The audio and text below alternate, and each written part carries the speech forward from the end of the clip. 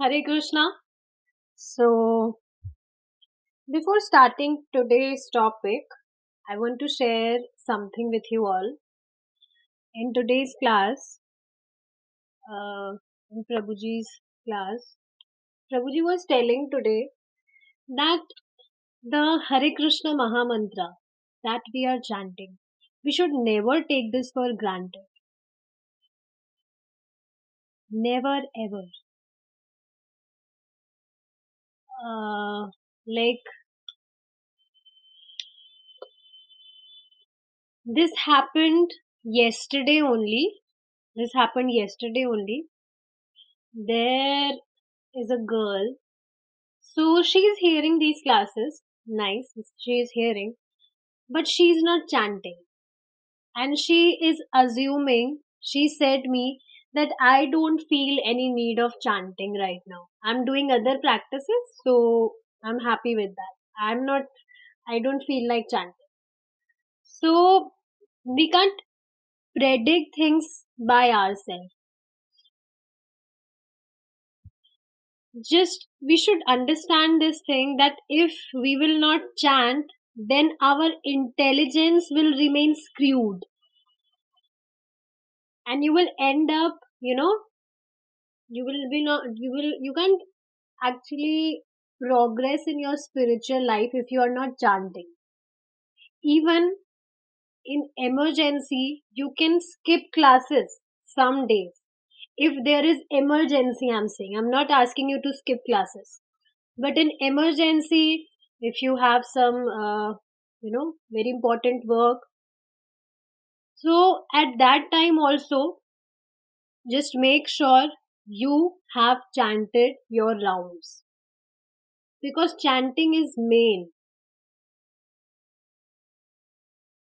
You can compromise with your other services, but never compromise with your chanting. Because chanting is very, very, very important.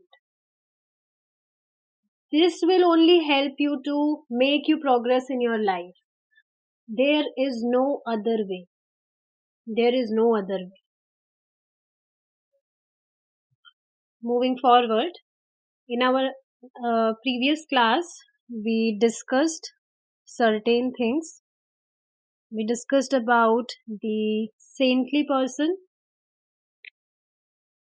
that even a person have some, he may have some immoral habits due to his past association, but then also if he is fully engaged in Krishna consciousness, he will gradually be purified and he will become a sadhu. Okay, these habits are not be considered important if he is fully engaged in Krishna consciousness.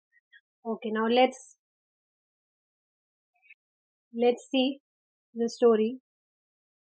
In this regard, there is the story of a thief who went on a pilgrimage to a holy town, and on route he and the other pilgrims stopped to rest overnight at an inn.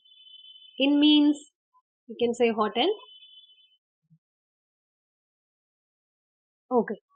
Being addicted to stealing, the thief began making plans to steal the other pilgrims' baggage. But he thought, I am going on a pilgrimage, so it does not seem appropriate that I should steal this baggage. So see, his bad deeds. What bad deeds? Stealing things. It has become his habit. So now he is habitual of stealing things. He is addicted to stealing. Because so you see, whatever we do, very important. See, this is very important story.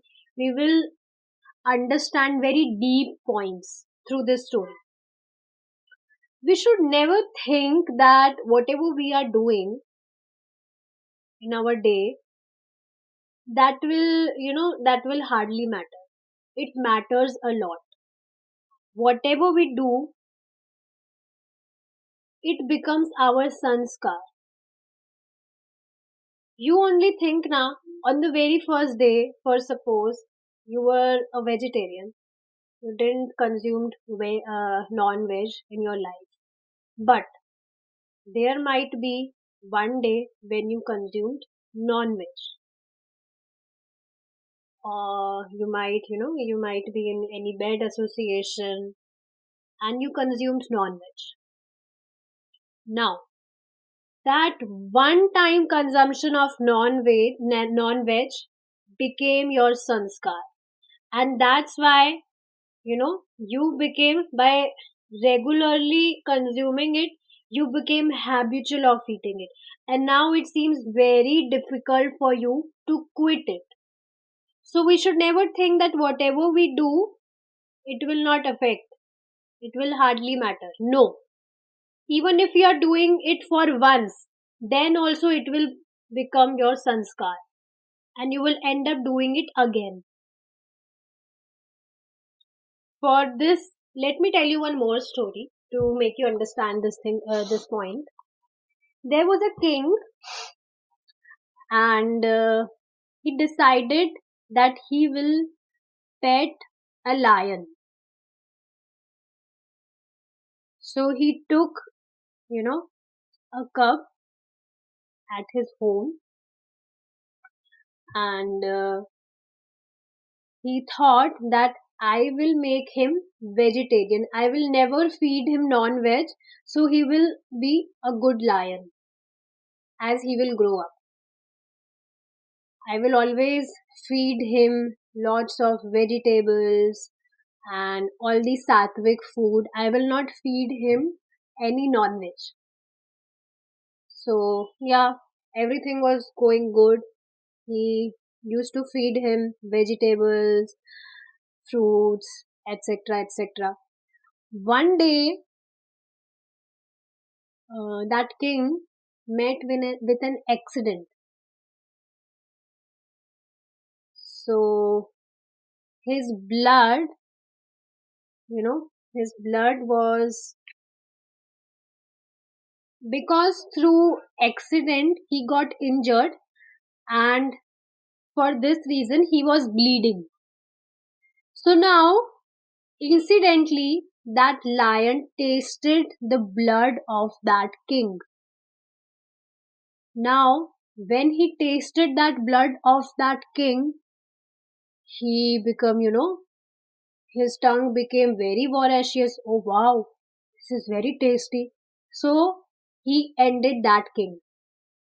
He killed that king, and he enjoyed his feast that day. How horrible is that? Just, he tasted blood only for once, and that became his sanskar. And for that reason, he killed his own master. So we should never think that whatever we are doing throughout our day, even we are doing it for once, it becomes our sanskar.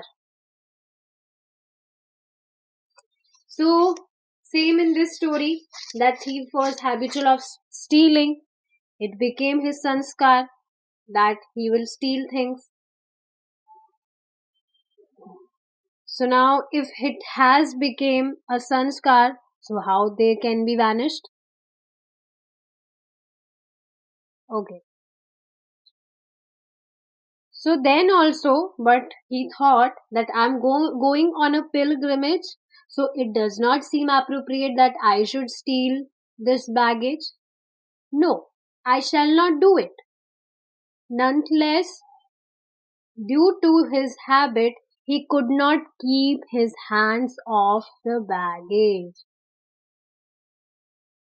So you might have heard an idiom, forced by the habits. In Hindi we call it aadat se majboor.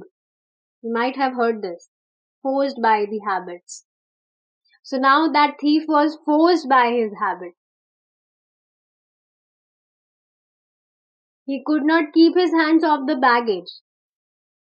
So he picked up one person's bag and placed it in another place. And then another person's bag and placed it elsewhere.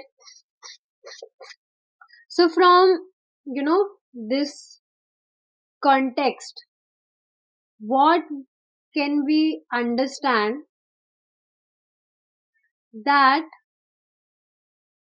like, what are you able to get from this?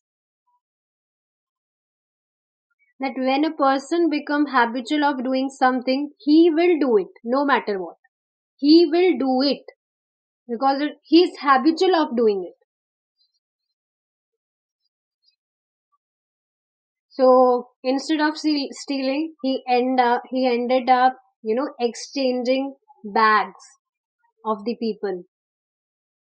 He spent all night placing different bags in different places, but his conscience bothered him so that he could not take anything from them. So see, same way happens with us also. When we become Krishna conscious, first of all, what does it mean to become Krishna conscious? Our consciousness turns toward Krishna. This is what Krishna consciousness means. Whatever we are doing, we try to connect it with Krishna. Whatever we do, whatever outcome we receive from our daily karmas, we see hand of Krishna in it. This is the real Krishna consciousness. So when a person is chanting holy names of Lord Krishna, he's practicing all the activities, all his practices. So he becomes conscious of whatever he do.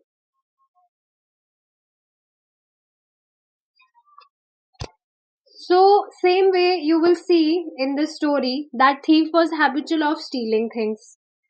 But he was aware about this thing that he is going on a pilgrimage. So he should not do any bad things. But still he was habitual of doing bad things. Means he was habitual of stealing things. So then also instead of stealing them, he ended up exchanging things. Why? Why so? Because his conscience bothered him. So that's why he could not take anything from them. So same way, you will see if any person is habitual of any bad thing, even though he is not able to control himself fully, but then also you will see he will not be able to do it with great interest. For example, this is my practical experience only. Earlier I was habitual of waking up late. I was not waking up in 𝗵𝗵 earlier. But now I'm habitual of becoming, means day by day, I became habitual of waking up in 𝗵𝗵 only, and I try to chant my rounds in morning only, in 𝗵𝗵. That is the best time. But some days, due to letharginess, I end up waking up late on some days. But then also I regret. So before I was doing that thing with great interest. I used to, wake up early in the morning intentionally. I was doing this thing intentionally. But now, now, these days, even if I am waking up early on some days, but then also I don't do this with great interest. Are you able to catch this point? So as person become conscious, he is now aware of the things that, this is not good for me, I should not do this. So it's not like that now. And why so? Because now Krishna is in center. Is it not? Why we wake up early in the morning? Like, I remember there was a time when I used to wake up even early in the morning. So I was not waking up for Krishna. Means when I attended 5 a.m. challenge, so they were telling to do some exercises, meditation and stuff and all. So I was waking up at 3 a.m. but not for the sake of chanting. Or not for the sake of making Krishna happy. I was doing it, means I used to wake up at 3 a.m., but I was practicing yoga at that time. Isn't this ridiculous? But it's not like that now. So now, as Krishna is in center, we become more conscious. Whatever we are doing, Krishna is watching. Krishna's eyes is on me. So I should not do this. This will not make Krishna happy. So one should understand this thing. He will not be able to do this as he is becoming conscious day by day. Okay, moving forward. In the morning, when the other pilgrims awoke, they looked around for their bags and could not find them. There was a great row, and eventually, one by one, they began to find the bags in various places. After they were all around, the thief explained, "Gentlemen, I am a thief by occupation." Yeah, stealing things is my profession. Okay, before moving forward, let me tell you one more thing. When I said that now, when person is Krishna conscious, so he does not do those things. He does not engage himself in the things which which is not pleasurable to Krishna, right? But it's not like that he is doing it because he is fearing from Krishna. It's not like that at all. See, we should understand this thing that whatever we are doing, even if we are practicing all the spiritual practices, but this is not because we are fearing from Krishna. Is anyone here who is doing all, who is practicing all the spiritual practices because he is fearing from Krishna? Would you like to raise your hand? No, it's not like that.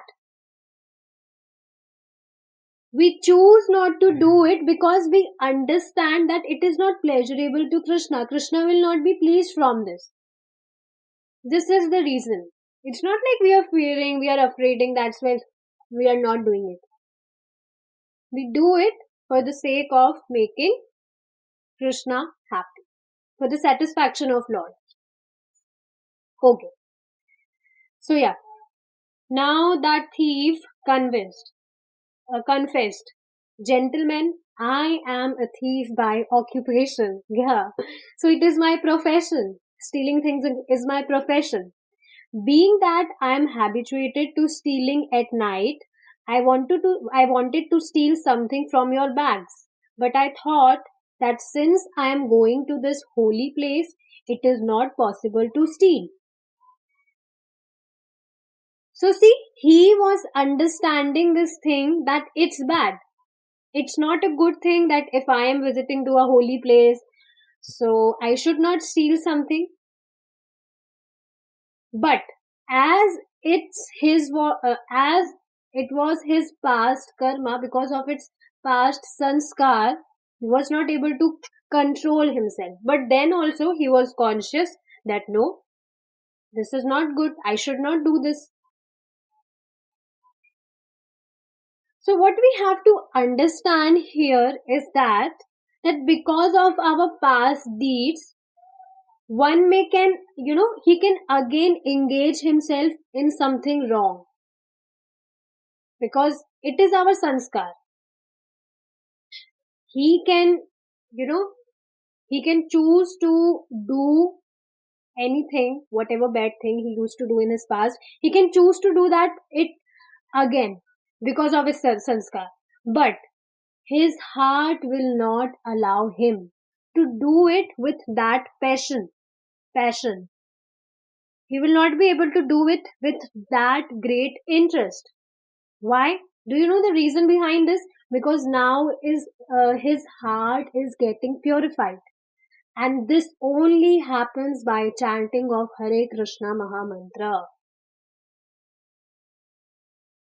There is no any magic happening. Things don't happen like that. If you are practicing something, then only you will be able to feel transformation in your life.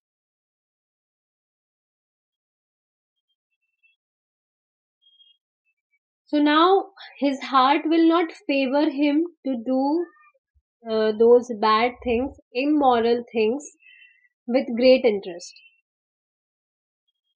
You will see earlier person even don't care about these things. You can relate with this. Earlier when we were not on this path, we used to, do things blindly, aimlessly. We are not even aware about the reason why are we even doing this. I know many people, even in my, they are my knowns only. So they often do many things in their life, throughout their life, in their day to day, they do this daily. So I often ask them that why are you doing this? What is the reason behind doing this? They are not aware about it. They just say that other people are doing this, that's why we are doing it. We don't know the reason. They forwardly tell this, that we don't know the reason why are we doing this. We are just doing it because other people are doing that. So earlier we were not caring about whatever we do, but now it's not like that. And the reason behind this is that our heart is becoming purified. So I may have rearranged the baggage, but please excuse me. This is the characteristic of a bad habit. He does not want to commit theft anymore, but because he is habituated, sometimes he does.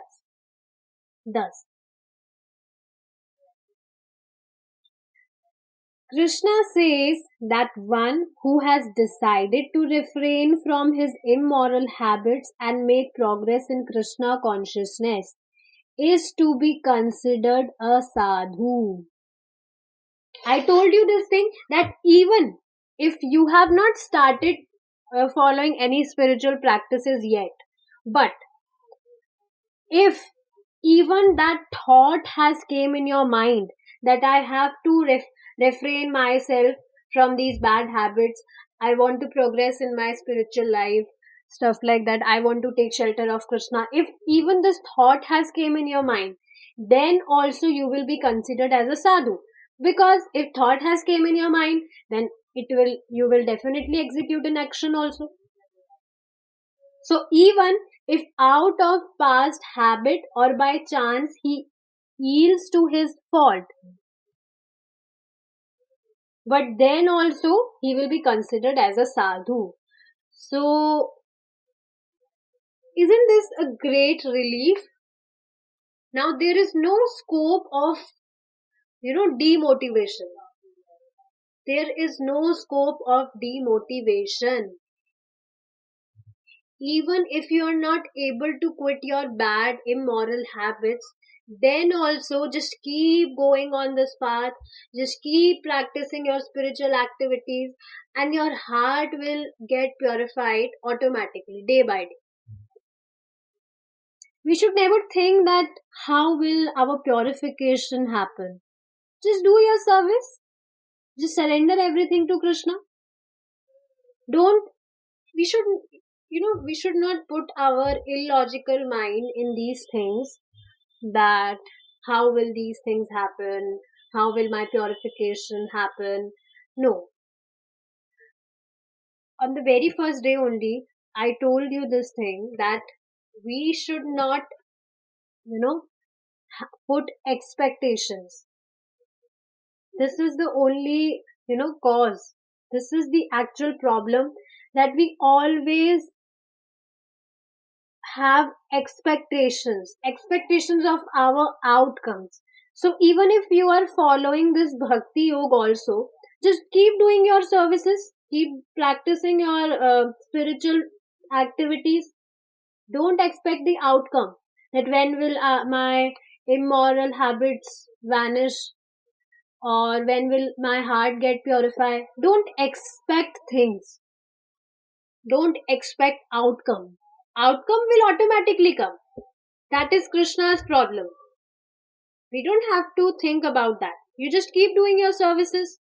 Just surrender everything. Surrender means that you are not expecting anything. You are surrendering everything to Krishna. Krishna will handle. Whatever Krishna wants to give, he will give by his own. We don't have to care. We don't have to think. So we don't have to expect.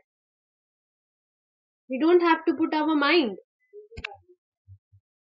This is very much important. In the next verse, we find that Sri Krishna says, क्षिप्रं भवति धर्मात्मा स्वच्छान्तिं निगच्छति कौन्तेय प्रतिजानीहि न मे भक्तः प्रणश्यति. Let's sing it one again. Let's recite the shloka one again. क्षिप्रं भवति धर्मात्मा स्वच्छान्तिं निगच्छति कौन्तेय प्रतिजानीहि न मे भक्तः प्रणश्यति. He quickly becomes righteous and attains lasting peace. O son of Kunti, declare it boldly that my devotee never perishes. Wow. Every shloka that I, read, that Krishna says, the feeling comes, wow. You just think about this now, what Krishna is saying, that I'm declaring this boldly, that my devotee never perishes.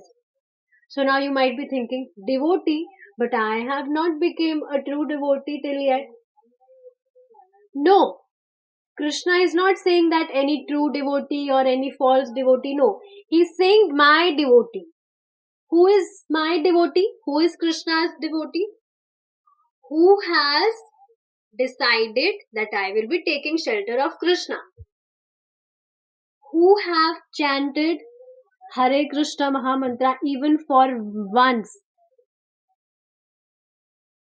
In fact, you won't believe this, but Sri Chaitanya Mahaprabhu says that whoever has taken the name of Lord Krishna even for once, and he never offend the Vaishnava devotees of Lord, then I myself will deliver him. Now, this is not an exaggeration at all. If Sri Chaitanya Mahaprabhu is saying this, then it's not, it's not like that Sri Chaitanya Mahaprabhu is Lord Krishna only. So, he's saying that if you have said Krishna's name even for once, just say right now, Krishna, Krishna. We say Krishna in our day lots of time, is it not? Even during discussion, we say Krishna, Krishna, Krishna many times. So, a person who has said the name of Lord Krishna even for once, and he never offend Vaishnava devotee of Krishna, then Sri Chaitanya Mahaprabhu will deliver that person. So here Lord Krishna is saying, boldly he is declaring that my devotee never perishes. Bhagavad Gita 9.31. We will be discussing the shloka in detail in our next class. Hare Krishna. Jai Srila Prabhupada.